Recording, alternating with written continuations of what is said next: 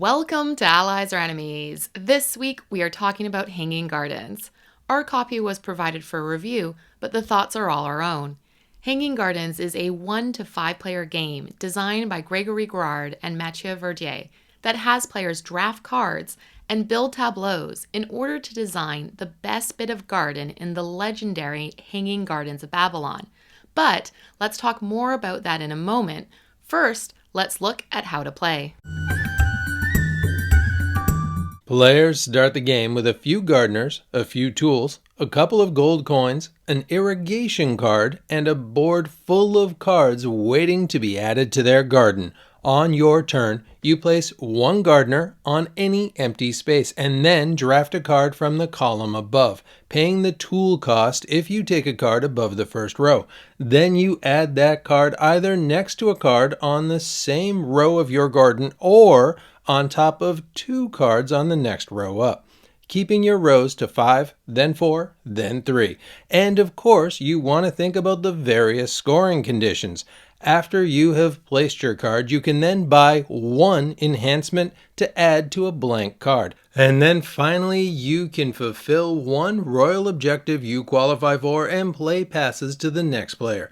You continue until all players have added 12 cards to their gardens, and then you score for your irrigation goal, your animals depending on their level, your flowers in your largest groups, sets of various trees, special visitor goals, and any royal objectives you completed. And then the greatest gardener is named.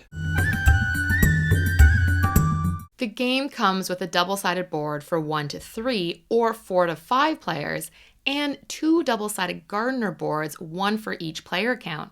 And because there isn't really any direct interaction, not a lot will change at different player counts.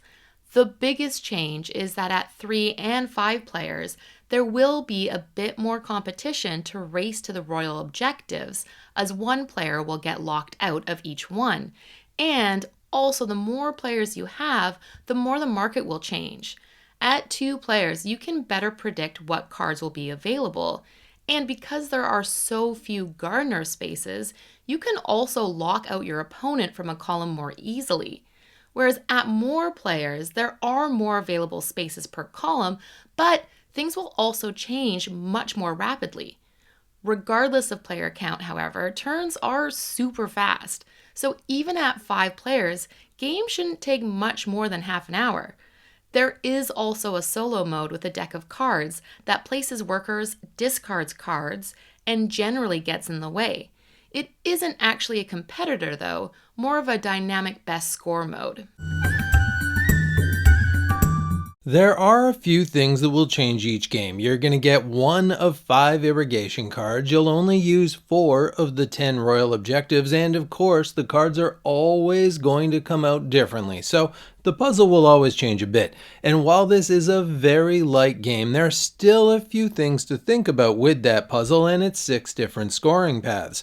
With its set collection trees, flowers which want adjacency, animals that want to be on different levels, irrigation goals, royal objectives, and the variable people goals. And each card tends to interact with at least 2 of these elements, so there's a nice thing where each choice you make kind of opens up a second path, which may impact you later. But the main point of replayability here is just that the game is very quick. At 2 players, it only takes 15-ish minutes, so this is an easy one to reset and play again.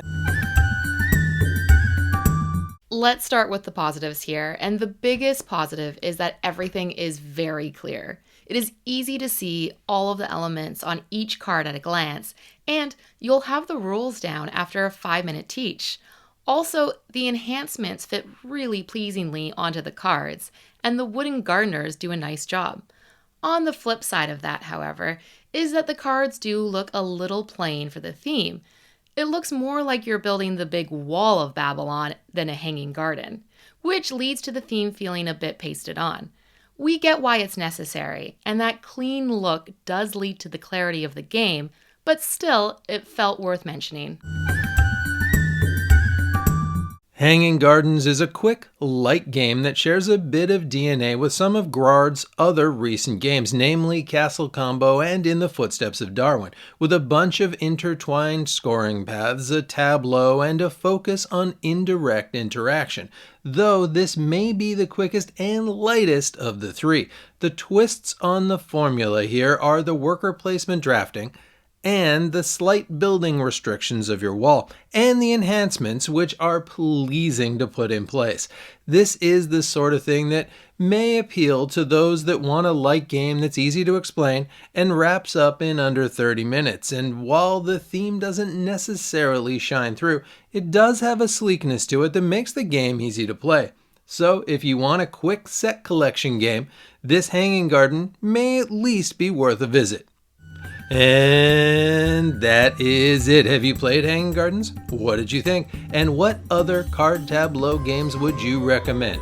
Please let us know in the comments, and please do like and subscribe. And hopefully we'll see you next time for another game.